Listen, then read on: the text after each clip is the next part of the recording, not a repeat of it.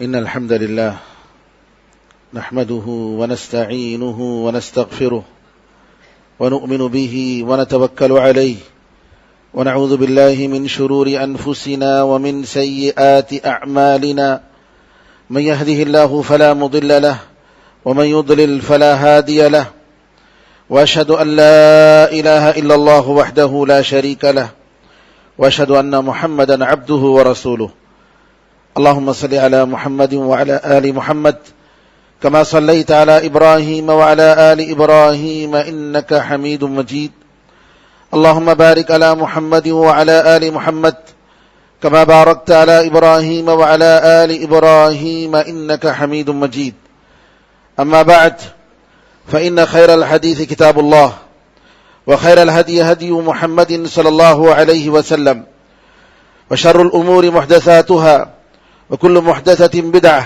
وكل بدعة ضلالة وكل ضلالة في النار۔ تمام تعریفیں اللہ تعالیٰ کے لیے ہیں جو سارے جہاں کا خالق، مالک اور اس کا پروردگار ہے۔ رحمتیں اور سلامتی ہو احمد مجتبی محمد مصطفیٰ محمد ابن عبداللہ پر جو سارے جہاں والوں کے لیے رحمت بنا کر بھیجے گئے۔ برادران اسلام، دختران ملت، زکوٰۃ اسلام کے 5 اہم ارکان میں تیسرا رکن ہے۔ سب سے پہلا رکن تو یہ ہے کہ ایک آدمی گواہی دے کہ میں اللہ تعالی کے سوا عبادت کے لائق کسی کو نہیں سمجھتا۔ کوئی خدا ہے جو عبادت کے لائق ہے تو صرف وہ اللہ ہے، اور ایک محمد صلی اللہ علیہ وسلم اللہ کے رسول ہیں۔ توحید اور شہادت، اس کے بغیر کوئی انسان مسلمان نہیں ہو سکتا، اور ان دونوں توحید باری تعالی اور رسالت محمد صلی اللہ علیہ وسلم کے بغیر کوئی شخص جنت میں نہیں جا سکتا اور اس کا کوئی عمل قبول نہیں ہو سکتا،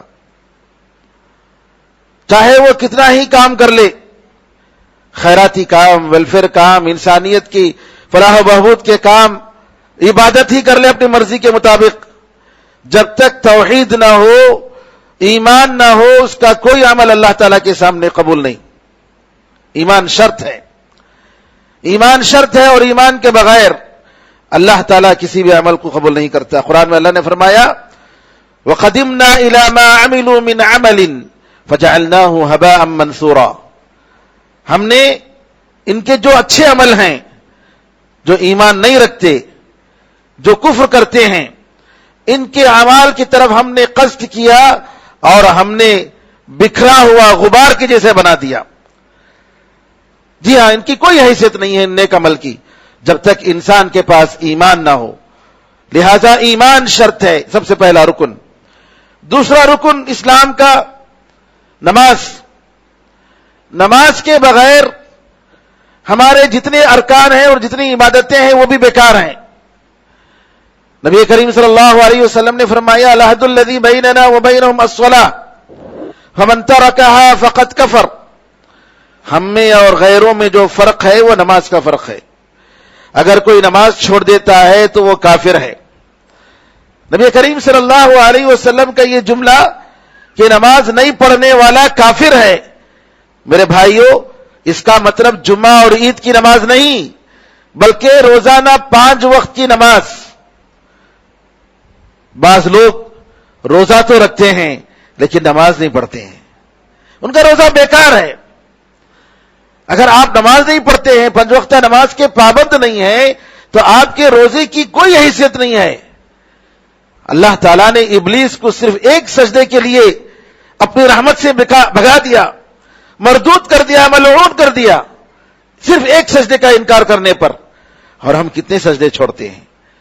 تو لہذا نماز دوسرا رکن ہے، اور جو لوگ اپنی مرضی کے مطابق نماز پڑھتے ہیں، طبیعت چاہے تو پڑھتے ہیں، طبیعت نہیں چاہیے تو نماز نہیں پڑھتے ہیں، ان کو ڈرنا چاہیے۔ نبی کریم صلی اللہ علیہ وسلم فرماتے ہیں یہ 5 وقت کی نمازیں جو پابند رہتا ہے، ان کی پابندی کرتا ہے، ان کی حفاظت کرتا ہے، قیامت کے دن انبیاء کے ساتھ، صدیقین کے ساتھ، شہداء اور صالحین کے ساتھ ہوگا۔ لیکن اگر کوئی شخص ان نمازوں کو برباد کرتا ہے تو قیامت کے دن فرعون کے ساتھ ہوگا، حامان کے ساتھ ہوگا، ابو جہل کے ساتھ ہوگا۔ جی ہاں، نماز دوسرا اہم رکن ہے، اسلام کے 5 اہم پلرز میں دوسرا اہم پلر ہے۔ نماز اگر کوئی چھوڑتا ہے تو اس کی دین کی کوئی حیثیت نہیں ہے، بلکہ وہ دیندار، بلکہ وہ مسلمانوں میں اس کا شمار نہیں ہوگا۔ علماء نے کہا کہ اگر کوئی نماز نہیں پڑھتا ہے اور بیوی نماز پڑھتی ہے تو ان دونوں کے درمیان کے جو تعلقات ہیں، میاں بیوی کے تعلقات، وہ ختم ہو جاتے ہیں، کیونکہ یہ مسلمان ہے یہ عورت، اور یہ شوہر نماز نہیں پڑھنے کی وجہ سے وہ کافر ہے۔ تیسرا رکن زکوٰۃ۔ زکوٰۃ یہ اللہ کا حق ہے اور غریبوں کا حق ہے۔ زکوٰۃ کا مطلب کہ آپ کے مال کو یہ چیز پاک کرتی ہے۔ زکوٰۃ کے ایک معنی تو پاک کرنے کے ہیں، انسان کے عمل کو، انسان کو، اس کی روح کو، اس کے مال کو زکوٰۃ پاک کرتی ہے۔ اور اسی طریقے سے زکوٰۃ حقیقت میں یہ بڑھاتی ہے، کم نہیں کرتی ہے۔ لوگ یہ سمجھتے ہیں کہ زکوٰۃ دینے سے میرے مال میں کمی آ جائے گی، نہیں۔ اللہ تعالیٰ نے فرمایا کہ جو لوگ اللہ تعالیٰ کی رضامندی تلاش کرتے ہوئے دیتے ہیں، جی جو زکوٰۃ دیتے ہیں، یہی لوگ اپنے مال میں بڑھانے والے ہیں۔ قرآن میں اللہ نے صاف کہہ دیا، خذ من اموالہم صدقۃ تطہرہم وتزکیہم بہا وصلی علیہم ان صلاتک سکن لہم۔ ان کے مالوں میں سے آپ صدقہ لیجئے، زکوٰۃ لیجئے، جس کے ذریعے آپ ان کو پاک کریں، ان کا تزکیہ کریں، اور ان کے لیے دعا کیجئے، بے شک آپ کی دعا ان کے لیے سکون کا ذریعہ ہے۔ میرے بزرگوں، زکوٰۃ مکے ہی میں فرض ہو گئی۔ جس طریقے سے نماز کی فرضیت مکے میں ہوئی، اسی طریقے سے زکوٰۃ کی فرضیت بھی مکے میں ہوئی، لیکن زکوٰۃ کا مقدار، کتنے زکوٰۃ پر کتنا دینا ہے، اس کی تفصیلات سب کے سب مدینے میں ہوئی۔ قرآن کریم میں نماز کے ساتھ زکوٰۃ کو 26 جگہ ذکر کیا گیا ہے، اور الگ سے 4 جگہ ذکر ہوا ہے۔ زکوٰۃ کی بہت ساری حکمتیں ہیں۔ زکوٰۃ کی سب سے بڑی حکمت یہ ہے، جیسا کہ قرآن نے بتایا، کہ نفس کی پاکیزگی، مال کی پاکیزگی۔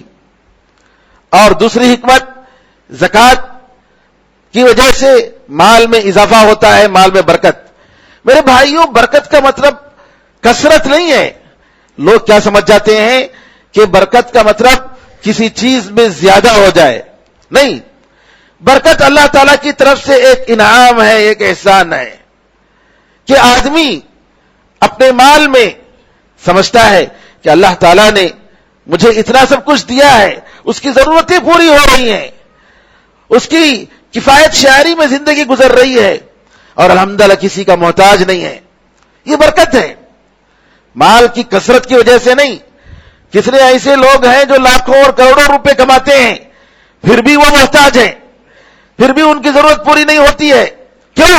ان کا نفس محتاج ہے، ان کی ضرورت پوری نہیں ہوتی ہے۔ نبی کریم صلی اللہ علیہ وسلم نے فرمایا، انما الغنى غنى النفس، اصل میں مالداری نفس کی مالداری ہے، کہ آدمی کے اندر قناعت ہو، آدمی کے اندر قناعت کا جذبہ ہو، اور یہ کہ اللہ کا شکر ادا کرے کہ اللہ تعالیٰ نے جو دیا ہے الحمدللہ، یہ اللہ کا بہت بڑا کرم ہے۔ کتنے لوگ ہیں ان کے پاس کیا کیا ضرورتیں ہیں، کتنے محتاج ہیں۔ جی ہاں، تو یہاں پر آدمی اپنے نفس کی اور اپنے مال کی ایک طرف پاکیزگی کا خیال کرتا ہے، دوسری طرف اس کی برکت کا خیال کرتا ہے۔ حدیث میں نبی کریم صلی اللہ علیہ وسلم فرماتے ہیں کہ ما نقصت صدقۃ من مال، کسی بھی صدقے کی وجہ سے مال میں کمی نہیں آئی، چاہے وہ فرض صدقہ ہو زکوٰۃ کی شکل میں یا نفل ہو، کبھی بھی مال میں اس کی وجہ سے کمی نہیں ہوئی۔ اور تیسری بات، زکوٰۃ کی حکمت یہ ہے کہ اللہ تعالیٰ انسان کو بتانا چاہتا ہے کہ یہ زکوٰۃ کے ذریعے جو سب سے بڑا سبق ہے کہ ہم مال کے غلام نہیں ہیں۔ یہ مال جو حقیقت میں اللہ اس کا مالک ہے اور ہمیں تھوڑی دیر کے لیے دیا ہے، کل وہ کسی اور کے پاس جائے گا، ہم اس کا حق ادا کرتے ہیں۔ ورنہ جو لوگ زکات نہیں دیتے ہیں وہ حقیقت میں مال کے غلام ہیں، وہ اپنی دولت کے غلام ہیں، دنیا کی پونجی کے غلام ہیں، اپنے نفس کے غلام ہیں۔ چوتھی چیز، زکات سے ہمیں یہ حکمت معلوم ہوتی ہے کہ اس کا مالک حقیقی اللہ ہے، مالک حقیقی اللہ ہے، اور ہمیں تھوڑی دیر کے لیے تصرف کے لیے دیا گیا ہے۔ انسان کہتا ہے میرا مال میرا مال، نبی کریم صلی اللہ علیہ وسلم فرماتے ہیں کہ تیرا مال کیا ہے؟ جو کھایا ختم کر دیا، جو پہنا پرانا کر دیا، وہی تو تیرا مال ہے، مرنے کے بعد تو کسی اور کے پاس وہ جانے والا ہے۔ تو انسان حقیقت میں مال کا مالک نہیں ہے، چاہے وہ محنت کر کے کمائے۔ پانچویں چیز، زکات کی وجہ سے اللہ تعالیٰ مال کی حفاظت کرتا ہے، مصیبتوں سے، جی اچانک آ جانے والی مصیبتوں سے اللہ تعالیٰ بچاتا ہے۔ اور چھٹی چیز، زکات کی وجہ سے انسان کے اندر جو بخیلی کا مادہ ہے یہ مادہ ختم ہوتا ہے۔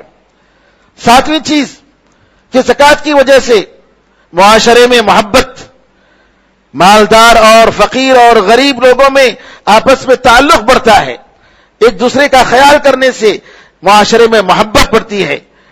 میرے بزرگوں، زکات کب واجب ہوتی ہے؟ زکات جب انسان کے پاس اس کی ضرورت سے زیادہ مال ہو اور نصاب تک پہنچا ہو۔ نصاب ایک عربی لفظ ہے جس کا مطلب یہ ہے کہ ہر مال میں اللہ تعالیٰ نے ایک متعین مقدار مقرر کیا ہے، اتنا اگر ہے آپ کے پاس آپ کی ضرورتوں سے بڑھ کر تو اس میں سے آپ کو زکات نکالنی ہے۔ اور اگر وقت پہنچ رہا ہے، مثال کے طور پر سونا اور چاندی میں 1 سال اگر گزر رہا ہے تو اس میں سے زکات دینا ضروری ہے، اس شرط میں کہ وہ مسلمان ہو، آزاد ہو۔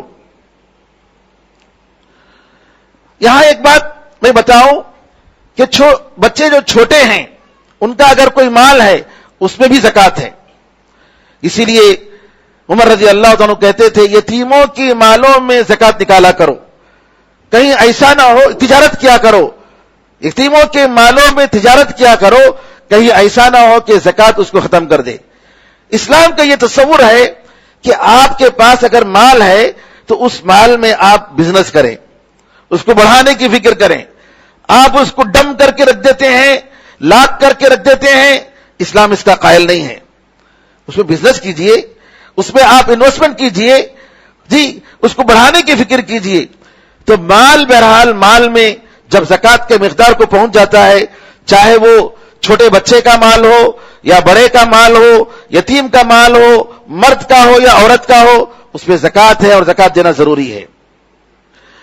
ایسا مال جس کے بارے میں آپ کے پاس علم نہیں ہے، کہاں ہے، غائب، پتہ نہیں کسی نے اٹھا لیا، یا اس کے بارے میں آپ کے پاس ریکارڈ نہیں ہے، اس پر زکات نہیں ہے۔ اسی طریقے سے کسی تنگ دست آدمی کو آپ نے قرض دیا، کسی تنگ دست آدمی کو آپ نے قرض دیا اور وہ شخص جو ہے قرض نہیں دے پا رہا ہے اور آپ کو معلوم نہیں ہے کہ قرض دے گا کہ نہیں دے گا، تو جب تک وہ قرض واپس نہیں آئے گا اس وقت تک اس پر زکات نہیں ہے۔ واپس آنے کے بعد اس پر زکات آپ کو دینی پڑے گی۔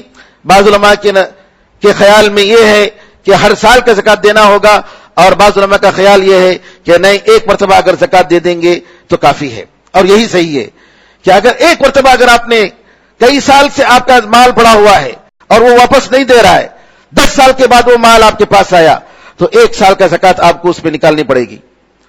آپ کا خاص استعمال کا گھر، سامان، کار یا جو بھی ضرورت کی گاڑیاں ہیں، جو بھی چیزیں استعمال کی ہیں اس میں زکات نہیں۔ لیکن زیورات جو عورتیں استعمال کرتی ہیں، راجح قول کے مطابق اس میں زکات ہے۔ جو زیورات استعمال کرتے ہیں اس میں اختلاف ہے علماء میں۔ جی ہاں، اہل حدیث علماء کی نزدیک استعمال کے جو زیورات ہیں اس میں زکات فرض نہیں ہے، لیکن صحیح بات یہ ہے کہ اس میں زکات ہے۔ استعمال جو کرتے ہیں زیورات، ان زیورات میں ہم ضرورت پر اس کو کیش کرتے ہیں، اپنے لیے استعمال کرتے ہیں اور اس کو ایک سمجھ لیجئے ایک ڈپازٹ کے طور پر رکھتے ہیں، عام طور پر ہی اس کا تصور ہے۔ تو لہٰذا زیورات میں سے زکات دینا یہی صحیح ہے، جیسا کہ دوسرے علماء کا خیال ہے۔ اسی طریقے سے فیکٹری کی جو چیزیں ہیں اور کھیتی باڑی کے جو آلات ہیں، جو مشینیں ہیں، جی اس میں زکات نہیں ہے، بلکہ جب اس سے جو آمدنی ہوتی ہے، اس سے جو پروڈکٹ نکلتا ہے فیکٹری سے، اس پر جب سال گزرتا ہے تو اس میں زکات ہے۔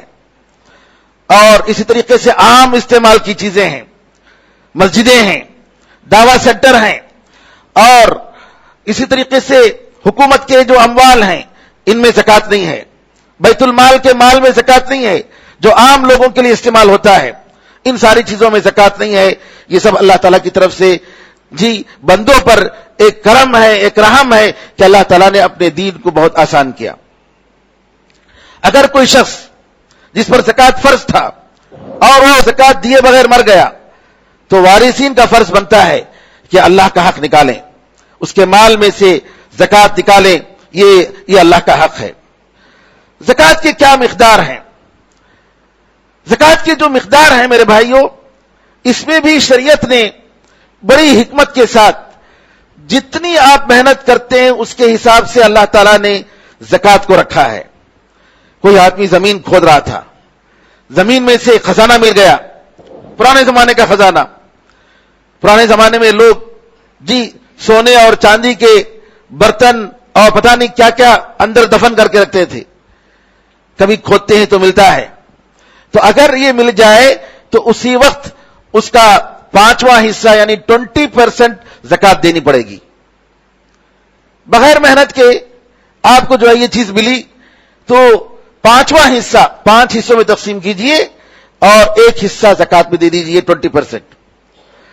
اور اگر آپ کے پاس کھیتی باڑی ہے اور کھیتی باڑی میں آپ اپنی طرف سے پانی سینچتے نہیں ہیں بلکہ اللہ تعالیٰ جو بارش برساتا ہے یا ندی کی جو پانی آتا ہے، ندی کا پانی، اس پانی کے ذریعے آپ اپنی کھیتی باڑی کو سیراب کر رہے ہیں اور اسی میں جی یہ درخت اور کھیتی باڑی بل رہے ہیں، پڑ رہے ہیں اور آپ کو پھل دے رہے ہیں، تو ایسی صورت میں جی 10واں حصہ زکات آپ کو دینی پڑے گی، 10% اس میں سے نکالنا پڑے گا۔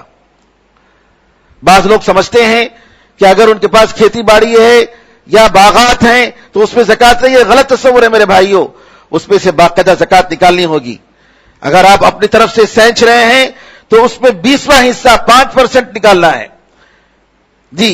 لیکن اللہ تعالیٰ کے انتظام جو پانی بارش کے ذریعے جو کھیتی باڑی ہو رہی ہے، اپنی طرف سے پانی سینچتے نہیں ہیں، نہ موٹر کے ذریعے آپ سینچتے ہیں، بلکہ جو سیراب کر رہے ہیں وہ اللہ تعالیٰ کی طرف سے اگر جو بھی پانی مل رہا ہے اس سے جو ہے کھیتیاں یا درخت اور باغات پل رہے ہیں تو اس میں آپ کو 10واں حصہ نکالنا ہے۔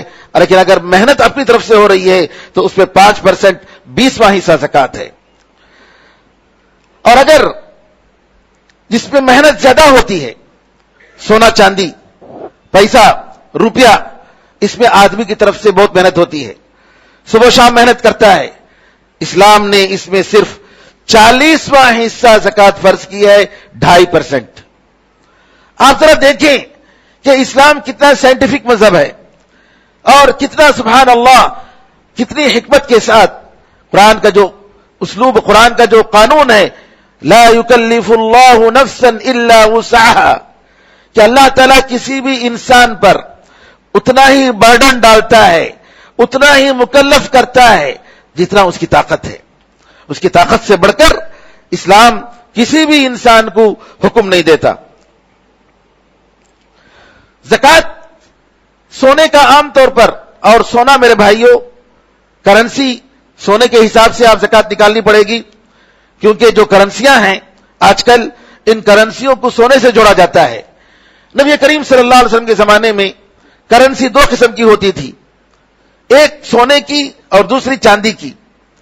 لیکن آج اگر آپ دیکھیں تو حکومتیں لکھتی ہیں باقاعدہ قانون میں کہ ہمارا جو کرنسی ہے یہ کرنسی کو جو ہے سونے سے جی کمپیئر کیا جائے گا، میں اتنا سونا گورنمنٹ جو ہے دینے کے لیے تیار ہے، تو لہٰذا جو کرنسیاں ہیں وہ آج کل اس کو سونے سے جوڑنے کی ضرورت ہے۔ اور اگر سونا یا کرنسی 85 گرام سونا پہنچ جاتا ہے، 85 ग्राम के मकदार में, तो उस पर ज़कात है। अगर आपके पास 84 ग्राम है तो उस पर ज़कात नहीं है, लेकिन 85 ग्राम या उससे ज्यादा है, 85 ग्राम, तो उस पर ज़कात है। चांदी है, पट्टियों में और जेवरात में जी चांदी का इस्तेमाल होता है।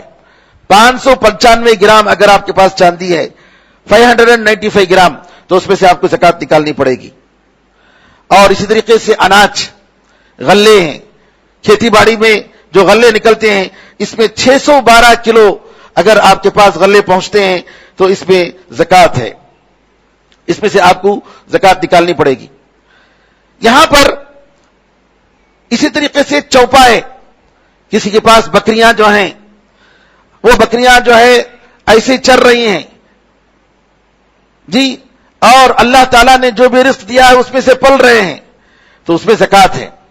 लेकिन अगर किसी के पास ये जानवर तिजारती माल के तौर पर है, तिजारत के माल के तौर पर, तो उसमें 2.5% का हिसाब किया जाएगा।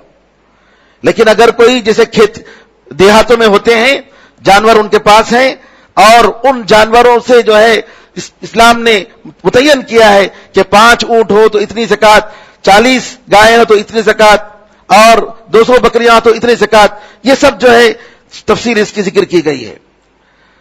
ज़कात के देने में इस्लामी कैलेंडर का ख्याल किया जाएगा, हिजरी कैलेंडर का, अंग्रेजी कैलेंडर का ख्याल नहीं किया जाएगा, और शमसी कैलेंडर का ख्याल नहीं किया जाएगा। और इसी तरीके से बाज लोग ज़कात में गवर्नमेंट को जो टैक्स देते हैं वो ज़कात से माइनस करते हैं, ये गलत है मेरे भाइयों। गवर्नमेंट को जो आप टैक्स देते हैं वो कुछ सहूलतें लेने के लिए, सहूलतें पाने के लिए आप टैक्स देते हैं, इसका ज़कात से कोई ताल्लुक नहीं। ज़कात ये अल्लाह का फर्ज है और गरीबों का हक है, तो आपको चाहिए कि ज़कात अलग से दें, इसको आप जो टैक्स दे रहे हैं उससे आप माइनस नहीं कर सकते। इसी तरीके से एक और मसला यहां आता है कि लोग सवाल करते हैं कि जो माल हमारे पास बैंक में होता है, सूद का पैसा, क्या वो सूद के पैसे से हम गवर्नमेंट को टैक्स दे सकते हैं? सही बात यह है कि आप नहीं दे सकते। क्यों? इस वजह से कि सूद हराम है, आप किसी भी तरीके से उसको इस्तेमाल नहीं कर सकते। लेकिन अगर आप यही सूद का माल टैक्स में अगर आप दे रहे हैं तो उसकी वजह से आपको फायदा मिल रहा है, तो गोया आपने सूद का माल अपने इसलिए इस्तेमाल किया, यह जायज नहीं है। तो टैक्स के लिए आप जो है सूद का माल अपने बैंकों में जो पड़ा हुआ है उसको इस्तेमाल नहीं कर सकते, बल्कि ये जैसा कि उलमा का कौल है कि आप गरीबों में बगैर किसी नियत के तकसीम कर दें, यही सही कौल है। क्योंकि अगर आप टैक्स का माल छोड़ेंगे तो नऊज़ बिल्लाह ये आपके खिलाफ भी इस्तेमाल हो सकता है। मुंबई में एक कलीसा है, एक चर्च है, जो मुसलमानों के एक ट्रस्ट के छोड़े हुए सूद के पैसे से बनाया गया है। जी हां, और ये लोग ऐसे दूसरे दीन के तंजीमों को दे देते हैं, और हो सकता है ये आपके खिलाफ भी इस्तेमाल हो। तो लिहाजा माल जो बैंकों में पड़ा हुआ है, सूद का माल, इसको छोड़े नहीं रहना चाहिए, इसको उठाकर बगैर किसी नियत के गरीबों में तकसीम कर देना चाहिए, जैसा कि अल्लामा शेख बिन बाज रहमतुल्लाह अलैह और दूसरे उलमा का फतवा है। बाज लोग कर्ज दिए हुए होते हैं और ये कर्ज जब उनको वापस नहीं मिलता है तो ज़कात में शुमार कर लेते हैं। ये जायज नहीं है मेरे भाइयों कि जो कर्ज वापस नहीं आ रहा है उसको आप ज़कात में शुमार कर लें, वो कर्ज बेचारा नहीं दे रहा, चलो मैं ज़कात दे देता हूं, नहीं, जायज नहीं है। हां, अगर आपने देते हुए पहले ही नियत की थी कि मैं इसको ज़कात के तौर पर दे रहा हूं, अगरचे कि आपने उसको बताया नहीं था, तो कोई बात नहीं, वह आपकी ज़कात की नियत का एतबार होगा। लेकिन आपने आम चैरिटी के तौर पर दिया देते हुए, या आपने कर्ज के तौर पर दिया, और देने के बाद जब देख रहे हैं कि वापस नहीं आ रहा है, तब आपकी नीयत बदल रही है और उसको अपनी ज़कात में शुमार कर रहे हैं, तो ये जायज नहीं है। शेयर्स मार्केट में मेरे भाइयों जी उसी तरीके से हिसाब होगा जिस तरीके से मैंने आपको तफसील से बताया कि बाद शेयर्स मार्केट बिजनेस के हैं। बिजनेस में अगर है, आप बिजनेस कर रहे हैं, चाहे वो कंपनी का हो, खेती बाड़ी का हो, या कोई माल का हो, तो ऐसी सूरत में आपको 2.5% उसमें से ज़कात निकालनी होगी। लेकिन बाद ऐसे शेयर्स हैं جس میں بنانے والی کمپنیاں، جی ہاں، تو بنانے والی کمپنیوں کا اگر شیئرز ہے تو کمپنیوں کی جو ملکیت ہے اس پر زکات نہیں ہے، لیکن اس سے جو پروڈکٹ نکلتا ہے اس پہ 1 سال ہونے کے بعد زکات ہے. تو بالکل اسی طریقے سے آپ شیئرز میں بھی آپ اس کا خیال کریں گے. زکات نہیں دینے والا علماء کی نظر میں کافر ہے. زکات نہیں دینے والا علماء کی نظر میں کافر ہے. اور ایک بات یہ بتاؤں کہ ہمارے تمل ناڈو میں جو بعض فتنے ہیں، ان فتنوں میں سے ایک فتنہ ہے کہ ایک مرتبہ مال میں زکات دینے کے بعد دوبارہ زکات دینے کی ضرورت نہیں. یہ غلط ہے. اسلام کی 1400 سالہ تاریخ میں یہ بات کبھی آپ کو نہیں ملے گی، کسی نے ایسا نہیں کہا ہے. اور یہاں یہ دین کو نہیں سمجھنے والے، عربی نہیں جاننے والے جاہل قسم کے لوگ جو بڑے بن پڑے ہیں، اور چونکہ بولنا ان کو آتا ہے تمل زبان میں، اس لیے اپنے آپ کو علامہ سمجھ گئے ہیں. لوگوں کو تو تقلید سے روکتے ہیں، لیکن ایسے لوگوں کی یہ لوگ تقلید کرتے ہیں، نعوذ باللہ. ایسے جہالت کی باتوں سے ہمیں دور رہنا چاہیے. زکات ہر سال فرض ہے. آپ کے پاس روپے ہے، کرنسی ہے، آپ نے دے دیا، اس کا ایک ایکسپائری ٹائم ہے اس کے پاک ہونے کا، اور جب سال ختم ہو گیا تو ایکسپائری ٹائم ختم ہو گیا. تو لہذا جب دوبارہ اللہ تعالیٰ نے آپ کے پاس رکھا ہے تو اس میں سے زکات دینا آپ کے لیے ضروری ہے. یہاں ایک مسئلہ میں بتاؤں کہ عام طور پر یہ سوال کیا جاتا ہے کہ دعوت کے کام کے لیے، دین کی تعلیم کے لیے زکات دینا جائز ہے یا دینا جائز نہیں ہے. قرآن کریم میں اللہ تعالیٰ نے زکات کن کو دے سکتے ہیں ان کا ذکر سورہ توبہ میں کیا. اللہ نے فرمایا زکات غریبوں کے لیے ہے، مسکینوں کے لیے ہے. غریب اور مسکین میں علماء نے فرق کیا کہ مسکین وہ ہے جو مانگتا نہیں ہے، لیکن فقیر وہ ہے جو مانگتا ہے. والعاملین علیہا، جو لوگ زکات جمع کرنے کے لیے متعین ہوتے ہیں ان کو بھی زکات کا پیسہ دے سکتے ہیں، زکات میں سے تنخواہ دے سکتے ہیں. لیکن مدرسے کے وہ لوگ جو زکات جمع کرتے ہیں مدرسے کے لیے، اور نعوذ باللہ اپنی منمانی طور پر پرسنٹیج متعین کرتے ہیں، یہ نعوذ باللہ جائز نہیں ہے. کوئی 40%، کوئی 60% زکات پیسے اپنے لیے اپنے جیب میں بھرتا ہے، مدرسے کے لیے نہیں بلکہ اپنے لیے نعوذ باللہ بھر رہا ہے. والمؤلفۃ قلوبہم، اور دلوں کو جوڑنے کے لیے، مطلب نئے نئے مسلمان ہوئے ہیں یا وہ لوگ جن کے اسلام لانے کی امید ہے. اور علماء نے کہا کہ اگر کوئی ایسا آدمی ہے جس کے شر سے زکات کا پیسہ دینے سے بچا جا سکتا ہے، غیر مسلم میں سے، علماء نے کہا مؤلفۃ قلوبہم میں وہ بھی داخل ہے. اور غلاموں کو آزاد کرنے کے لیے، اسی طریقے سے جو لوگ جیل میں پڑے ہوئے ہیں جن پر ظلم ہو رہا ہے ان کو بھی آزاد کرنے کے لیے زکات کا پیسہ استعمال ہو سکتا ہے. اور مقروض لوگ جو قرض میں پڑے ہوئے ہیں، ان کے پاس کئی ذمہ داریاں آ گئی ہیں اور وہ بیچارے ان کے پاس اتنا پیسہ نہیں ہے کہ وہ قرض ادا کر سکے، ان کو بھی زکات دے سکتے ہیں. وفی سبیل اللہ، اور اللہ کے راستے میں. فی سبیل اللہ سے مراد قرآن کریم میں اکثر جہاں بھی استعمال ہوا ہے، اللہ کے راستے سے مراد جہاد کا معنی مراد ہے. اکثر علماء کی نظر میں فی سبیل اللہ سے مراد یہ ہے کہ یہ صرف اللہ تعالیٰ کے راستے میں جہاد کرنے کے لیے اس کو یہ پیسہ، یہ زکات کا مد استعمال کر سکتے ہیں.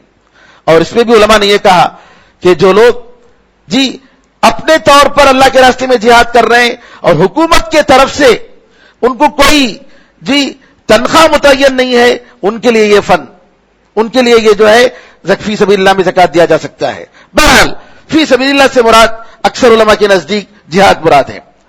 لیکن علماء احناف اور متاخر علماء میں سے کئی علماء نے یہ کہا ہے کہ جہاد کا مقصد کیا ہے. جہاد کا مقصد اللہ تعالیٰ کی دعوت پہنچنے کے لیے جو رکاوٹیں ہیں ان رکاوٹوں کو دور کرنا ہے. جہاد کا مقصد لوگوں کو قتل کرنا نہیں ہے، لوگوں کی جان لینا نہیں ہے، بلکہ اللہ تعالیٰ کی دعوت پہنچنے کے لیے جو obstacle آ رہے ہیں، جو رکاوٹیں آ رہی ہیں، ان رکاوٹوں کو دور کرنے کے لیے اللہ تعالیٰ نے جہاد متعین کیا ہے.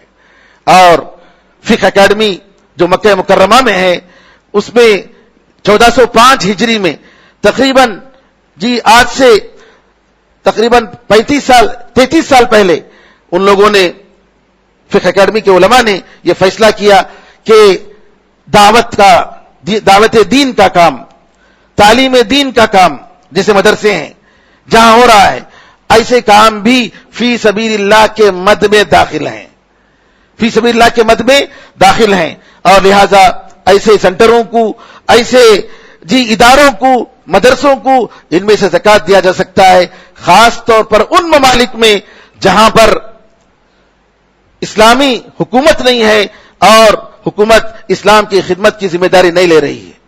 تو بہرحال میرے بھائیوں، یہ علماء کے اقوال ہیں، اور آپ کو معلوم ہے کہ ہندوستان میں، ہمارے جیسے ملک میں آج کل جو حالات ہیں، اگر دعوت کی یہ کام رک جائیں اور مدرسے اگر بند ہو جائیں تو دین کو بچانے والا کون ہوگا؟ دین کی تبلیغ کرنے والا کون ہوگا؟ گھر میں بیٹھ کر فتویٰ دینا کہ سینٹروں کو نہیں دینا چاہیے بالکل آسان ہے، لیکن یہاں اس بات کا خیال رکھنا چاہیے کہ یہاں علماء کا قول ہے، کوئی اپنی منمانی بات نہیں ہے۔ ہاں، دعویٰ سینٹروں کو دینے کا مطلب یہ نہیں کہ دعویٰ سینٹر والے اسراف سے کام لیں، اس میں نعوذ باللہ حد سے زیادہ بیکار چیزوں میں خرچ کریں، یہ بالکل کسی بھی طریقے سے جائز نہیں ہے۔ جی ہاں، تو لہٰذا ہمیں چاہیے کہ اللہ تعالیٰ سے ہم ڈریں اور اللہ تعالیٰ کو رضامندی کے لیے ہم اپنے مال کو استعمال کریں، اپنی زبان کو استعمال کریں، اور اللہ تعالیٰ سے دعا کریں کہ اللہ تعالیٰ ہمیں سیدھا راستہ دکھائے، ہدایت کا راستہ دکھائے، حق کا راستہ دکھائے، اور اللہ تعالیٰ ہم پر حق کا پابند بنائے۔ آمین ارحم الراحمین، والحمد للہ رب العالمین، صلی اللہ وسلم علی نبینا محمد وعلی آلہ وصحبہ اجمعین، والحمد للہ رب العالمین۔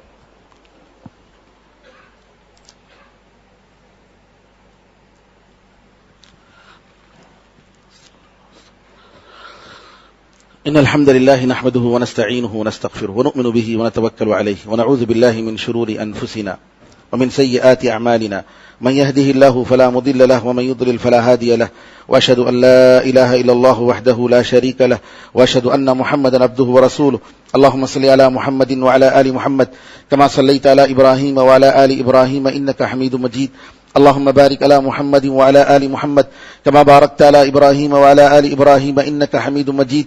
وصل على جميع الأنبياء والمرسلين والملائكة المقربين والخلفاء الراشدين وعلى جميع الصحابة أجمعين ومن تبعهم بإحسان إلى يوم الدين. اللهم أعز الإسلام والمسلمين، اللهم انصر الإسلام والمسلمين، اللهم انصر من نصر الدين. عباد الله رحمكم الله، إن الله يأمر بالعدل والإحسان وإيتاء ذي القربى وينهى عن الفحشاء والمنكر والبغي يعظكم لعلكم تذكرون. فاذكروا الله يذكركم وادعوه يستجب لكم، ولذكر الله أعلى وأولى وأعز وجل وهم وتم وأكبر.